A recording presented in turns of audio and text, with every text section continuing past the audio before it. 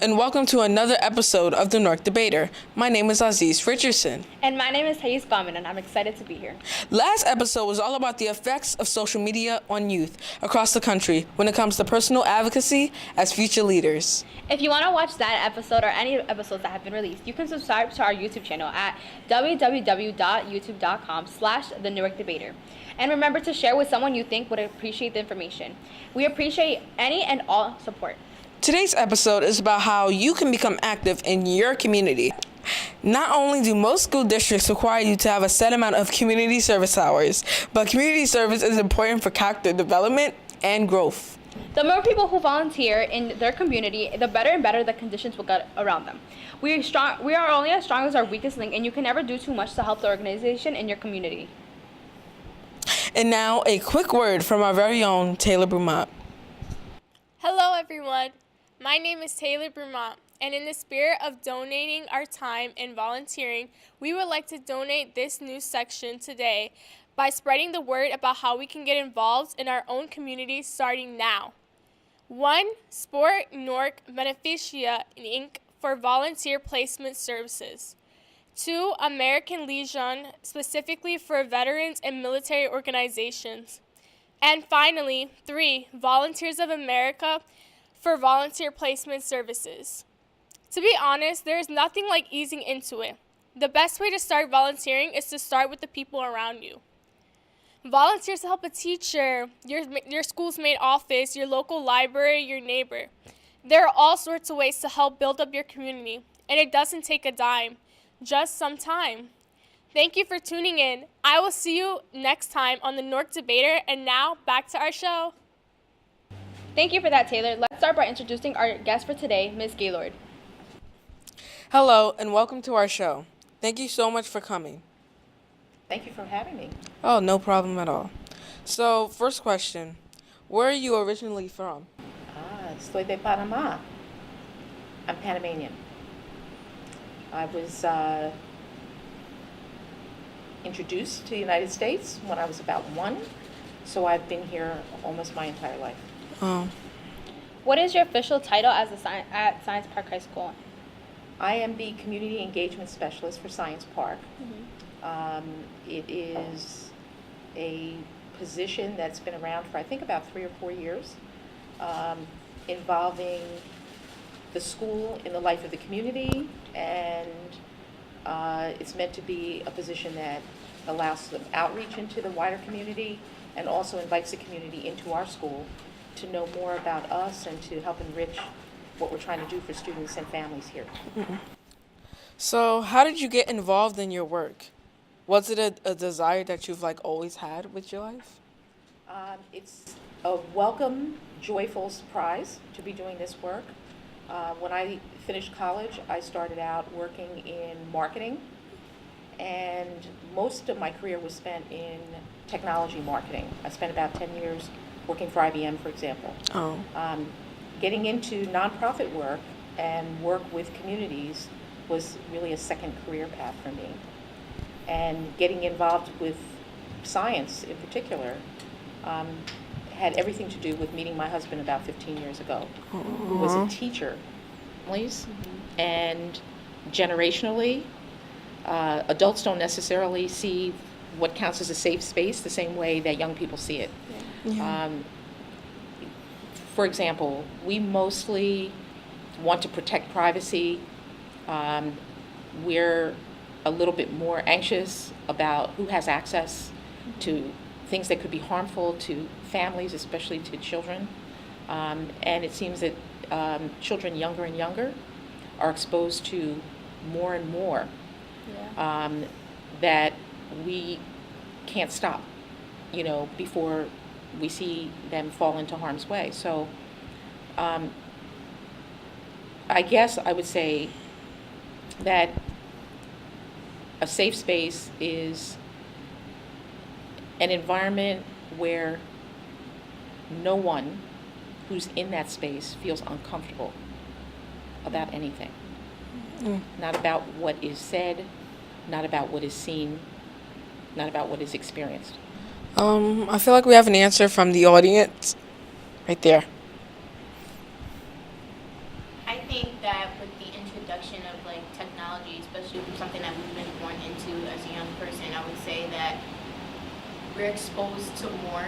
I agree with Ms. Gaylord definitely on that. I think that there are things like cyberbullying, obviously, and a lot of like comments and likes, following, all the other stuff, right? That can lead to a whole bunch of problems, especially as teenagers. That's so true. And I think that a safe space is necessary so that even though we have like technology around us, we can still isolate ourselves from that type of negativity that can come from technology. So, Ms. Gaylord, where are some places our viewers can go that will direct them to people who need volunteers? Well, one of the fortunate things for me, being in a school that is a community school, is that we have quite a lot of volunteer activity that happens right here. Yeah. Which I think is wonderful. And then one of the things I try to do is make sure that the volunteer work that we do stretches and reaches beyond our walls here at Science into the community itself in ways that are useful, helpful, appreciated, and that give our students, their parents, their extended family members an opportunity perhaps to learn something new about their own community. Yes. And give back in ways that they can afford to give. Yeah, that's much more impactful. So what do you think makes a great volunteer? I think the mark of a great volunteer and even a great employee in any line of work is one's ability to anticipate, but especially for volunteers, to see a need by just paying attention to the environment around them and answer the need through what they do or what they say or the feedback that they give, answer the need before even the people around them realize they need it. Mm-hmm. That's a volunteer who can do that is golden. So how do you transition nonprofit volunteer work to a career in the same field? I think it's important, any position that you have, whether it's as a volunteer, an intern, whether you're paid or not paid for it, every experience that you have in any workplace is an opportunity to network, to see people who are modeling success in a particular career field, and to try and emulate that, and also ask them, how did you get to this place? How did you get to be successful?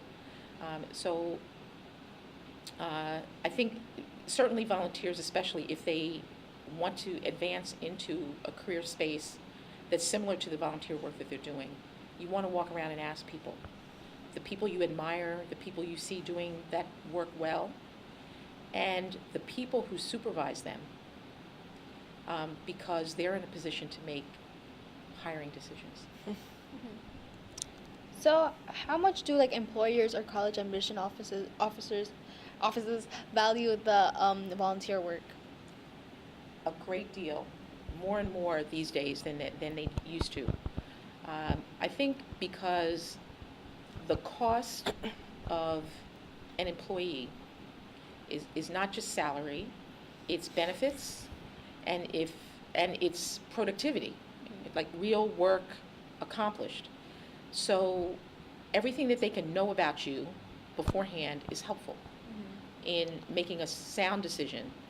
And so people who volunteer and have gained knowledge, experience, wisdom about whatever the work is that they're doing, enter the workplace with value. Yes. They bring value right away. They bring it immediately. Mm-hmm. And everybody wants to be in a position to have somebody make a difference right away. Mm-hmm. Yeah. And before we close out this segment, Ms. Gaylord, would you mind leaving us with one of your favorite quotes? I often go to Mother Teresa, and what inspires me every day is a saying of hers: when you do good work It will never be enough, but do good anyway. That's a nice one. Yeah.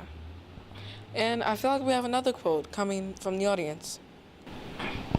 Oh, so first I just want to say that I love Ms. Gaylord's quote. It's a very nice quote. So this quote comes from Winston Churchill, and it says, "Success is not final, failure is not fatal. It is the courage to continue that counts." And so, especially in high school today, I see that like so many people are stressed about like what test is coming up next or what homework they have due for the next day. And so I think that like sometimes, especially like after coming all from midterms so close, I think that certain students, after not seeing what they hoped to have seen on their midterm, they might have given up or said that since they weren't able to perform so well, maybe there's like not truly a point to it. But I think that regardless of whatever happens, like failure just pushes you towards knowing what your mistakes are in order to achieve success later. Both quotes of inspiration. Very nice. Sadly, that's all the time we have for our guests today. We appreciate you all for joining us at the Newark Debater. But before we go, it's time for a debate game. Okay. Before we get into our game, let me just explain what an impromptu speech is for anyone who might be unfamiliar with the term. It is a speech that is given with little to no preparation on the topic. Impromptu speaking helps enhance critical thinking skills, adaptiveness, and depending on the speech, persuasive skills and communication. With that being said, the focus of this impromptu speeches are sales pitches. Our guests will have 45 seconds to sell us on an item of the audience's choice. Ready? Go. An apple. Well, an apple, the first fruit. It is not heavy in calories, sweet. It's heavy enough that if you toss it at somebody and make a connection, you can have a great impact. Apples come in bunches, and you can do great things with them. One of the best things you can do with an apple is make apple pie.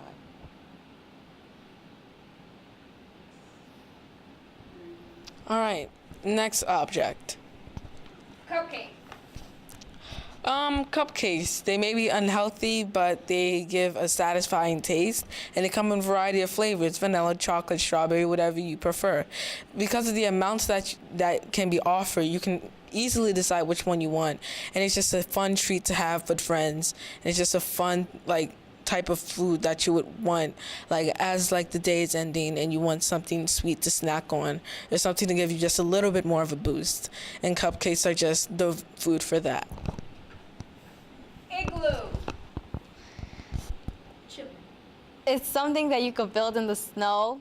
You can hide in it, use it as a shield when you're having a snowball fight. It's cold. It's fun to go inside of with little kids. What else do I say? And it can come in any shape or size depending on how you like it. What else?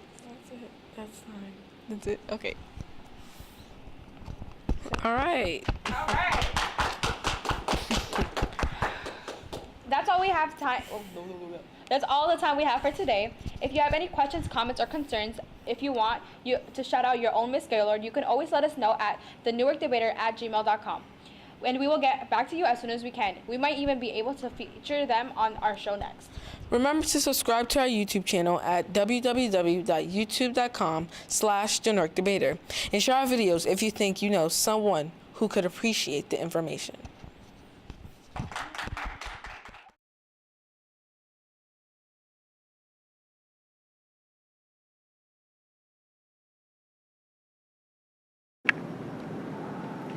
We are very fortunate in a beautiful school to have many services for our families, but one of the long-standing programs that has turned out to be a brilliant success for our school has been our Village Exchange.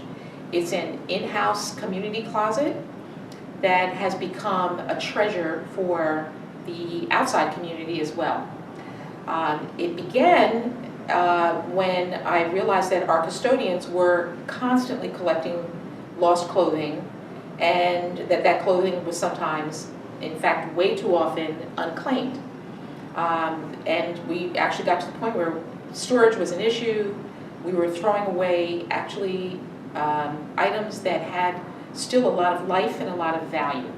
And we decided to solve that problem about 4 or 5 years ago by just starting a clothing rack where people could find their lost items and reclaim them if they so desired. It very quickly evolved into a full-out ongoing clothing closet because sometimes people don't want to reclaim those items. Sometimes they've moved on, sometimes they've outgrown those things, but they're still valuable and they still have a purpose for others. And so we began to market it as an exchange so that people would feel comfortable adding items or removing items based on the life and value and desire of those items for them or for their family members or friends. So next thing we knew, a couple of years into it, folks were coming by from the community, from our neighborhood, dropping off items that they still loved but no longer had use for. And while they were here, they were stopping by to collect items from our village exchange that they thought they might have some use for, or that their neighbors might have some use for. And along the way, our students started to ask questions about the value and purpose of recycling clothing, so that items like this, bulky items that still had some value and use in the world, didn't end up in our landfills, taking up space on the planet that these things don't need to take up, because there are others who still want and desire them. So we are very proud to have established a real community resource and a treasure that serves Science Park well, and that also invites our neighbors in to experience some good community service the old-fashioned way right here at Science Park. Welcome to the Science Park Community Center. We're very proud of this space, mostly because it's unlike anything else in a school. The intention is to create a living room space inside of our school that is the center of the action, a space where we're all family. That includes our students, their parents, our teachers and staff, all feel like this is their own living room when they're here at work and at school. And we do our best to take slices of things that are important to everyone in the community, so that it attracts them to be in this space anytime they want to during the day when they're free to be here. We're open here from 10 to 8 every day, 10 a.m. to 8 p.m., and most Saturdays, so that folks have a central place to contemplate the things that they want to accomplish here in the school, and then go out from here and take good and purposeful community, mostly community service, out to the rest of our building and to the rest of the neighborhood. First, it's important in this space to us that it's a green space, that we have plants, that we share plants, that we have living plants around us, so that people feel like home when they come in here. And plants suggest that, but they also suggest to the students who are here that nature is important and valuable, even in the middle of the city. And with that nature theme, we also try to get across to students when we're in this space that we want to do recycling and repurposing. So people bring magazines from home. They bring their newspapers so that they're not read just once. More than one person has the opportunity to take advantage of magazines and newspapers It's one way of repurposing and recycling. We try to encourage people to bring other items that they might not still find use for at home, like a coffee machine if they've replaced one at home and they'd like for us to put it back into use someplace else where others can take advantage of it. So we've set up a coffee station here with donated equipment. The entire staff comes in for coffee. The students, of course, can't have coffee, but they can have hot chocolate and tea when they're volunteers here in this space. And after school, if they're working late in our homework center, which is open until 8, they can come by, especially on those cold evenings, to just get a feel of home in the living room for a study break. So we try to make that a ritual here in this community space. As we consider the space, we of course try to have snacks and food available for the staff and for the students when they're here. And one of the important things that we do, so that the students get an idea of the importance of recycling, is we try to encourage them to recycle the plastic and aluminum and separate it here from the trash. We have a student who's made it a point to remind people that cleaning up is an important part of being in the family, doing some chores, and making sure that the space is clean for the next person who comes through. Recycling the coffee is important in our space because we want, especially in a science school, to lead by our example. So I have students who come during lunchtime and after school and sometimes on Saturdays to recycle our carried coffee cups. We recycle the coffee to use for gardening and for composting, and we recycle the plastic to create a smaller footprint for the landfills where plastic ends up.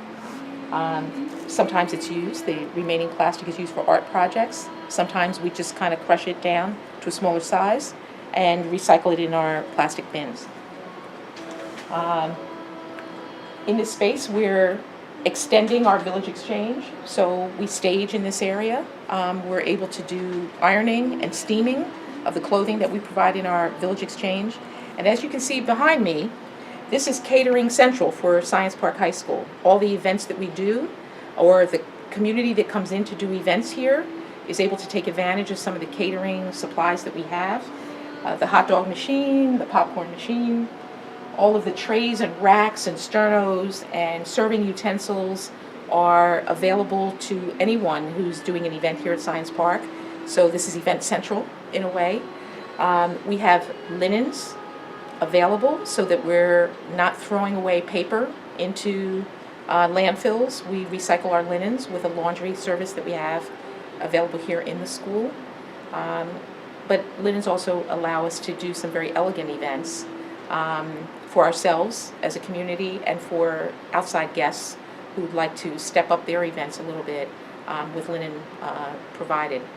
As you can see, we have the luxury of beautiful, large window spaces for natural light, which helps the plants, it helps the room feel a little homier. And for me, one of the wonderful things about this space is that it makes school feel like home, especially in the evening hours when students are around and can't get home to do the work that they need to do because they need the computer, they need access a little longer to tutors or to teachers. We can still provide a little slice of home or a feeling of home to encourage them to work just a little bit harder before the day is done. And if I were to choose any one thing that would make the difference in the life of a school, I would say having a space like this in every school in Newark Public Schools would make all the difference to the school culture and climate. Every school deserves a space like this, and of course we're doing our very best to maximize what is one of the most beautiful spaces here at Science Park.